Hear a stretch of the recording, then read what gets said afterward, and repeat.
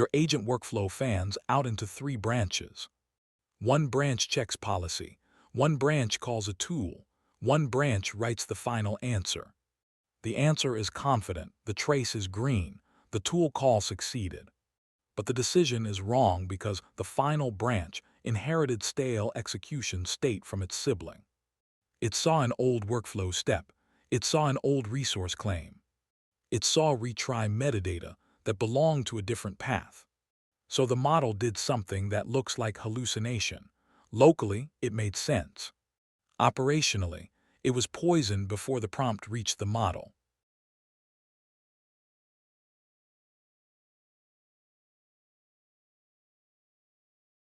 Make the failure concrete. Last month your corpus was embedded, with text embedding 3 small version 1. This week a quiet rollout changes the query service to version 2. Or maybe to another family entirely, because someone is testing cost and latency. Nothing crashes. The embed client still gets vectors back. The retrieval service still sends a query. The vector store still compares numbers at full speed. You now have a mixed version index, or a query path aimed at an index built for a different representation. Users rephrase the same question 3 times. Support tickets say citations look real but feel unrelated. Retrieval remains fast. Retrieval remains available. Retrieval becomes semantically false. The fix starts with a contract. On every ingest span and every query span, set rag.embedding.model, rag.embedding.version, rag.embedding.dim, rag.embedding.provider, rag.index.expected-version, and rag.operation. Set rag.operation to ingest, query, or re-index. Do it on the application span that owns the request. Do it again on the embed client span. Then carry rag.index.expected-version in baggage, so downstream services know what representation the target retrieval surface expects before they search it. Once the metadata survives the path, the trace can answer a war room question dashboards cannot. Which version wrote this vector? Which version produced this query? And which index version was the service expecting? Build one dashboard that shows embedding version distribution by retrieval surface over time. If one live retrieval surface shows more than one active embedding version without an intentional migration label, assume danger. Then add one alert on the safety rule itself.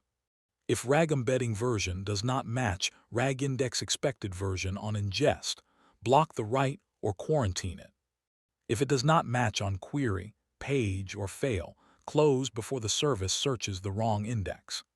This catches the incident earlier than product noticing strange answers.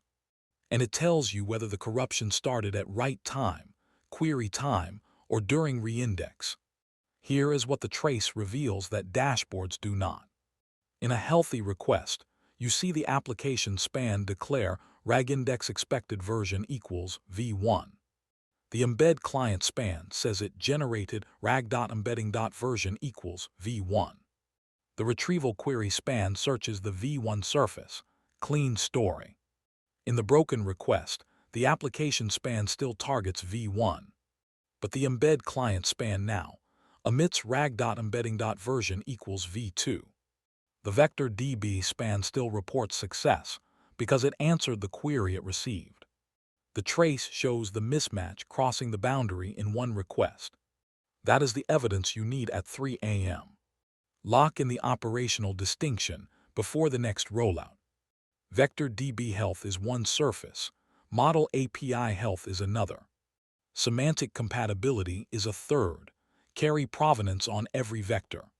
Put rag.embedding.model, rag.embedding.version, rag.index.expected-version, and rag.operation where traces can see them. Alert when one retrieval surface goes mixed. Quarantine writes that do not belong. Route queries only to compatible indexes. That is the whole lesson. The incident is not that your database died. The incident is that your database stayed healthy while meaning died quietly inside it.